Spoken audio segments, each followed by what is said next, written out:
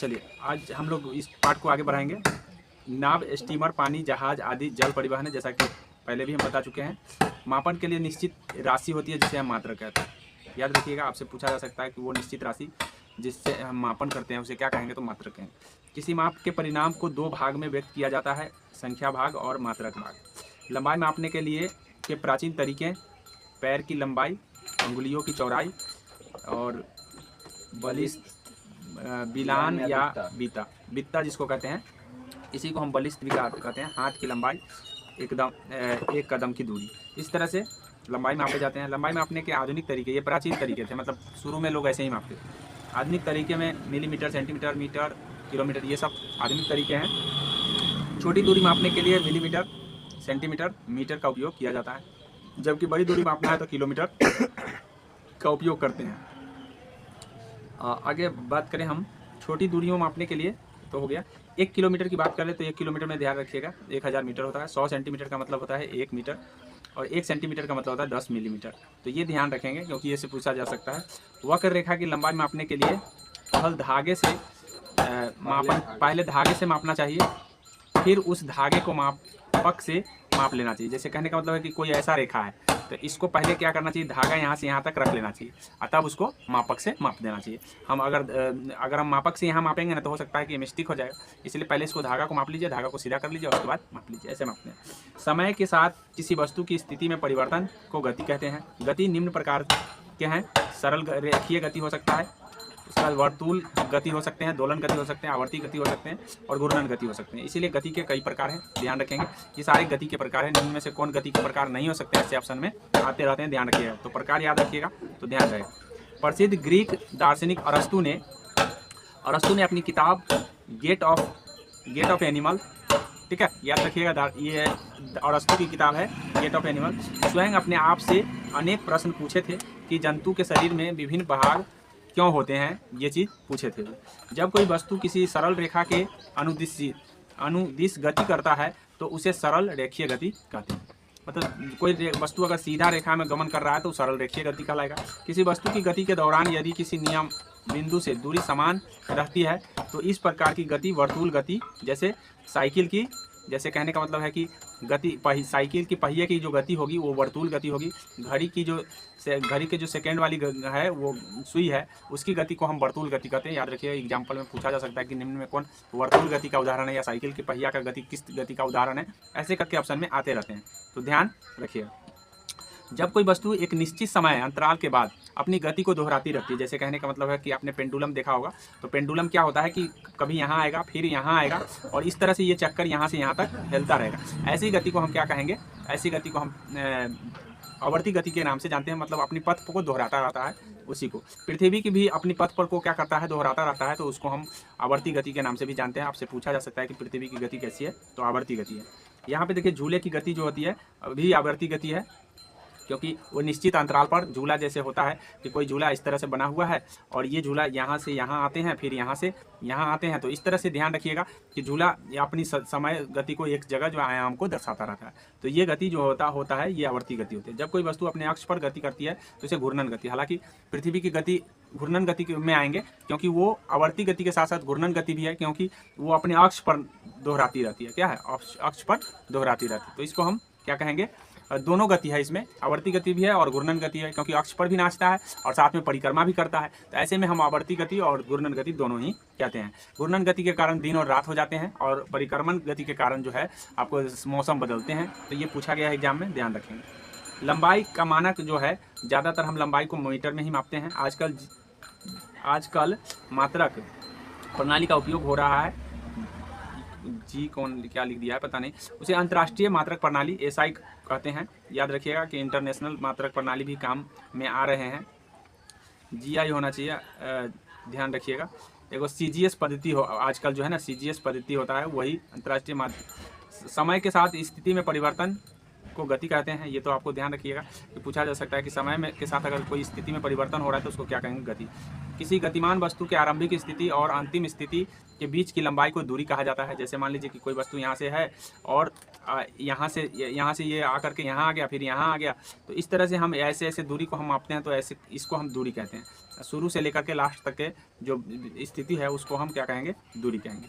दूरी एक प्रकार की लंबाई है जिसे मीटर में भी मापते हैं। पृथ्वी से अन्य ग्रहों तथा यात्रा करने या परिवहन के लिए जिस वाहन का उपयोग किया जाता है अंतरिक्ष यान के नाम से जाना जाता है। तो ये सब नॉर्मल है, सब पहले से भी पता। अपारदर्शी वस्तु क्या होता है? तो वे वस्तु जो प्रकाश को नहीं जाने देते हैं अपने से होकर, तो उसको अपारदर्शी कहेंगे। जैसे लकड़ी से कभी प्रकाश बाहर नहीं जा सकता है। जैसे दीवार अगर कोई लग गया है तो प्रकाश अगर इधर है तो इधर ही रहेगा, इधर नहीं रहेगा। तो इस तरह से ध्यान रखेंगे कि इसे अपारदर्शी वस्तु कहेंगे। पारदर्शी वह वस्तु है जो अपने से होकर प्रकाश जाने देता है, उसे पारदर्शी कहेंगे। जैसे कोई शीशा अगर लगा दिए हैं आप, तो आपके घर में अगर सूर्य का प्रकाश सामने से आ रहा है तो वो अंदर प्रवेश कर जाएगा। तो ये ध्यान रखिएगा, उसे पारदर्शी। कांच का शीशा या कांच कहिए। पारभासी किसको कहते हैं? वे वस्तु जो अपने से होकर कुछ प्रकाश को गुजरने देता है, जैसे पारभासी कहलाते हैं। तेल लगा हुआ कागज अपने से कुछ प्रकाश को आने देगा, ठीक है। पन्नी, पॉलीथीन, ये सब अपने से होकर कुछ प्रकाश को आने देता है। छाया, जब प्रकाश के मार्ग में कोई वस्तु आ जाती है तो उसे छाया कहते हैं। जैसे कहने का मतलब है कि ये कोई वस्तु यहाँ खड़ा कर दिया, इधर से प्रकाश आ रहा, तो प्रकाश के मार्ग में वस्तु आ गया, तो प्रकाश के मार्ग में जब वस्तु आया तो ये प्रकाश जाने इधर नहीं दिया, जिसके कारण यहाँ पे जो बन जाता है उसको हम क्या कहते हैं? छाया कहते हैं। याद रखिएगा, प्रकाश के मार्ग में आने पर जो बन जाता है उसको हम क्या कहते हैं? छाया। आगे देखिए, दीप्त पिंड। दीप्त पिंड का मतलब होता है जो प्रकाश देता है, वो सूर्य है, ठीक है। प्रकाश उत्सर्जन करने वाले को दीप्त पिंड कहा जाता है। सूर्य, टॉर्च, मोमबत्ती, विद्युत बल्ब, ये सब क्या है? दीप्त पिंड है। याद रखेंगे, दीप्त पिंड के उदाहरण में आपसे पूछे जा सकते हैं। दर्पण वह वस्तु है जिसमें किसी वस्तु की प्रतिबिंब बनता है, वह दर्पण कहलाता है। अर्थात जहाँ भी प्रतिबिंब बने वो दर्पण कहलाएंगे। दर्पण के दो प्रकार है, समतल दर्पण और गोलीय दर्पण। समतल दर्पण और सिर्फ दर्पण के प्रकार दर्पण के प्रकार दो होते हैं, जैसा कि आप लोगों को पता होना चाहिए, ऑलरेडी पहले से भी पढ़ चुके हैं कि समतल दर्पण होता है, गोलीय दर्पण होता है। वह दर्पण जिसका परावर्तक पृष्ठ समतल होता है उसको हम समतल दर्पण कहते हैं, ठीक है। और इसमें जो है समान और बराबर, मतलब वस्तु जितना बड़ा रहेगा ना उतना ही बड़ा प्रतिबिंब बनेगा और बराबर बनता है। ये बात ध्यान कर लीजिए समतल दर्पण के लिए।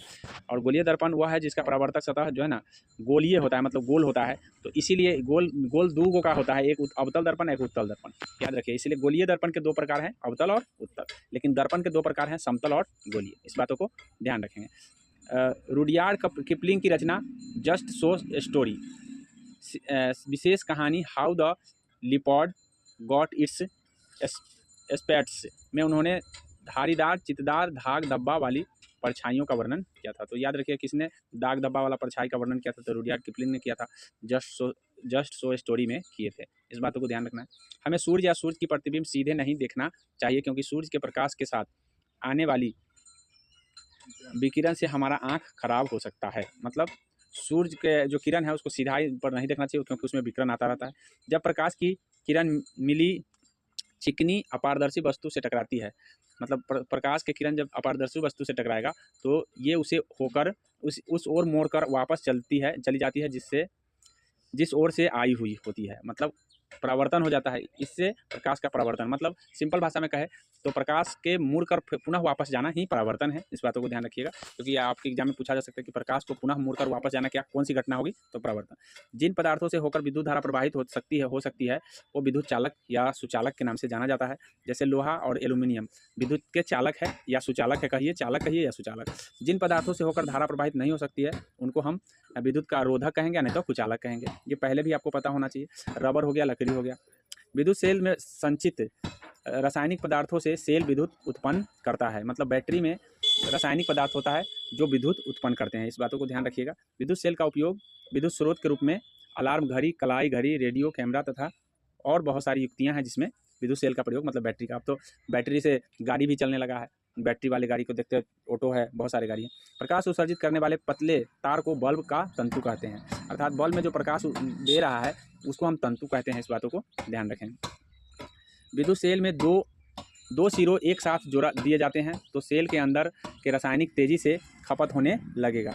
मतलब सेल में जब 2 टर्मिनल होता है, वो टर्मिनल में तार अगर जोड़ते हैं तो क्या है कि उसमें से जो रासायनिक पदार्थ है वो खर्चा होने लगता है और सेल कार्य करना बंद कर देगा जब पूरा खपत हो जाएगा। तो रबर ग्लोव्स विद्युत के कुचालक होते हैं। जैसा कि पता ही है पहले। विद्युत धारा को अपने से गुजरने नहीं देता है ये रबर, इसीलिए बिजली के झटके से बचने के लिए घर में हमको स्विच की मरम्मत करते समय जो है विद्युत मिस्त्री रबर का दस्ताना लगाते हैं। मतलब जो विद्युत के मिस्त्री होगा वो रबर के दस्ताना लगा के काम करेगा, इसलिए क्योंकि उसको कोई झटका न लगे। स्विच एक क्या है, सरल युक्ति है जो परिपथ को जोड़ या तोड़ सकती है। मतलब जो स्विच लगाते हैं इसलिए ताकि वो हम लाइन को काट सके या लाइन को दे सके। विद्युत धारा को बंद तथा वक्र पथ को विद्युत परिपथ कहते हैं। याद रखिएगा, विद्युत धारा के बंद तथा वक्र पथ को क्या कहते हैं? विद्युत परिपथ। प्राचीन यूनान में एक गररिया रहता था, उसका नाम मैग्नस था, जिन्होंने प्राकृतिक चुंबक की खोज की। तो मैग्नस ने प्राकृतिक चुंबक की खोज की थी, इस बातों को ध्यान रखना है। इन्हीं के नाम पर प्राकृतिक चुंबक का नाम मैग्नेटाइट पड़ा। मतलब चुंबक का नाम मैग्नेटाइट क्यों पड़ा? क्योंकि मैग्नस के नाम पर, और जो कि मैग्नीशियम नामक स्थान पर सबसे पहले पाया गया था, इसीलिए। ये कहानी है, कहानी को याद रखना है। चुंबकीय पदार्थ लोहा, निकिल तथा कोबाल्ट है। याद रखिए, वे पदार्थ जो चुंबक को आकर्षित करता है तो वो है आपका लोहा है, निकिल है और कोबाल्ट है। ये सब चुंबकीय पदार्थ में आते हैं। प्राकृतिक चुंबक जो है ना, मैग्नेटाइट के नाम से जाना जाता है। याद रखिए, आपसे पूछा जा सकता है कि मैग्नेटाइट किसको कह रहे हैं। लोहे के टुकड़े से बनाया गया चुंबक को कृत्रिम चुंबक कहते हैं, और जो लोहा के टुकड़ा से बनेगा उसको हम कृत्रिम चुंबक कहेंगे।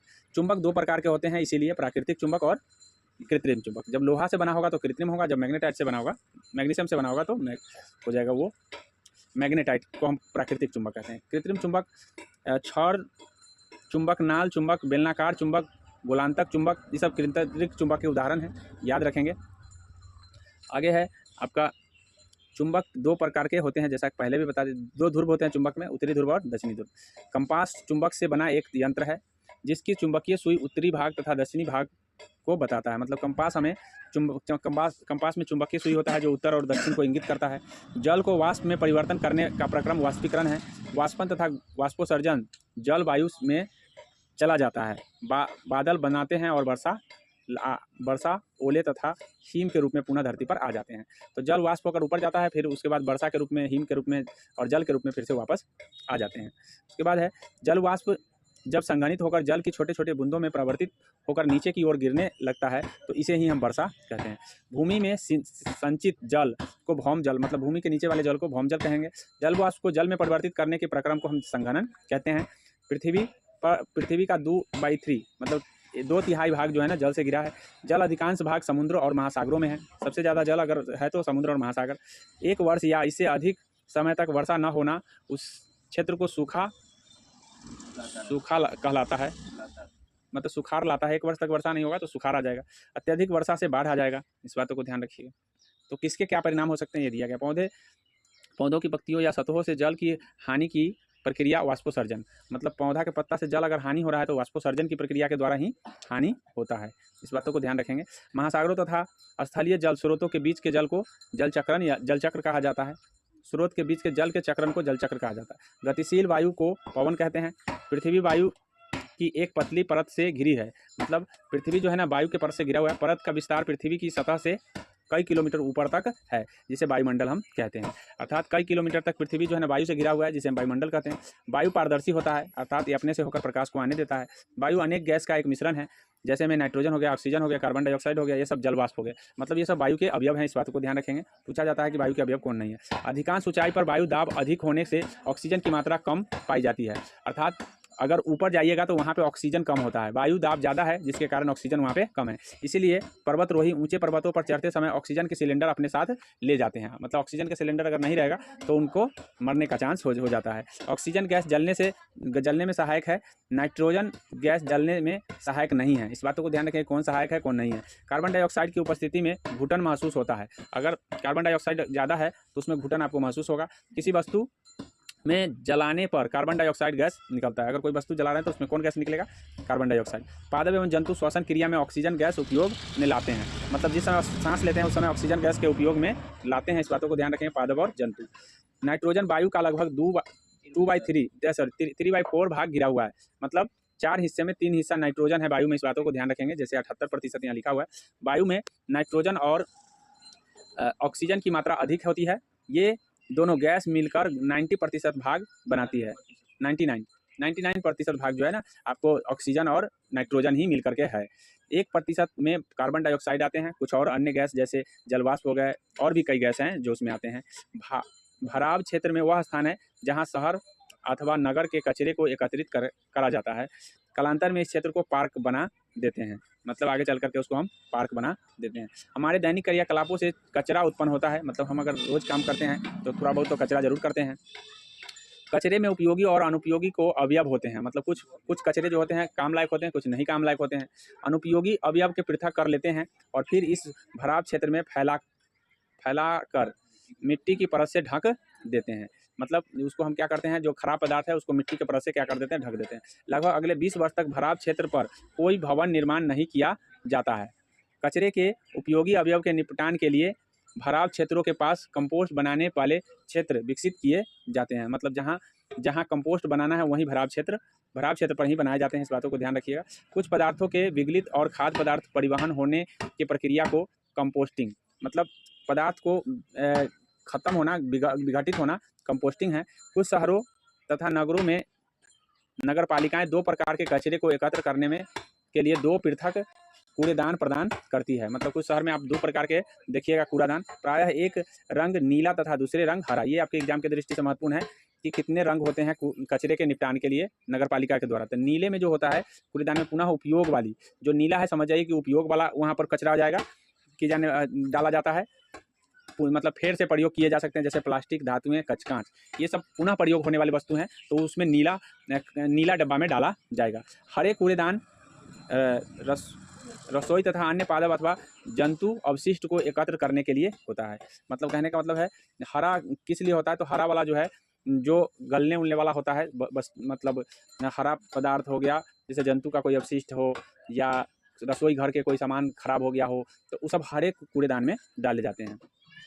किसान द्वारा कटाई के पश्चात खेतों में सूखी पत्तियों, फसली पादपों की अवशिष्ट तथा भूसे जैसे अवशिष्टों को जलाया जाता है, मतलब इनको जला दिए जाते हैं। इन्हें जलाने से स्वास्थ्य के लिए हानिकारक गैस धुआं उत्पन्न होता है, याद रखिएगा, इनको जलाना नहीं चाहिए।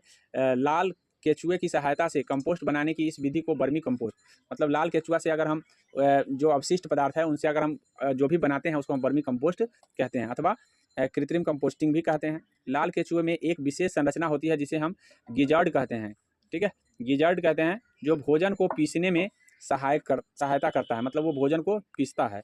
लाल केचुए के पास दांत नहीं होते तथा उसमें अस्थि नहीं होती, इस बातों को ध्यान रखिए, केचुआ में दांत और अस्थि नहीं होता है। लाल कृमि एक दिन में अपने शरीर के भार के बराबर आहार खा सकता है, मतलब जितना उसका वजन है उतना आहार खाता है। लाल केचुए बहुत गर्म अथवा ठंडे वातावरण में जीवित नहीं रह सकते, मतलब ज़्यादा ठंडी पड़ेगा तो मर जाएंगे, ज़्यादा गर्मी पड़ेगा तब भी मर जाएंगे। उन्हें अपने आसपास नमी की आवश्यकता होती है, अगर नमी रहेगा तभी ये वे जिएंगे। वर्मी कंपोस्ट का उपयोग फसल में खाद के रूप में होता है, याद रखिएगा, वर्मी कंपोस्ट हम लोग खाद के रूप में भी करते हैं।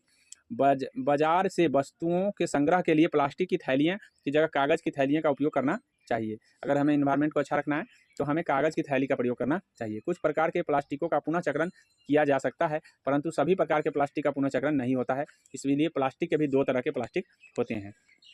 उपयोग हो चुकी वस्तुओं को नई वस्तु बनाकर पुनः उपयोग में लाना, अर्थात जो वस्तु हमने उपयोग कर लिया फिर से उसको हम नया वस्तु बना लेंगे तो उसको पुनर्चक्रण कहेंगे।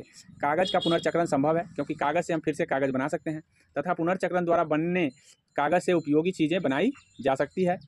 पक्षी, चमगादड़ तथा कीड़े वायु की उपस्थिति के कारण ही उड़ पाते हैं। अगर पक्षी हो, चमगादड़ हो या कीड़े हो, अगर वायु उपस्थित नहीं रहेगा तो उड़ नहीं पाएंगे। वायु बहुत से पौधे के बीजों तथा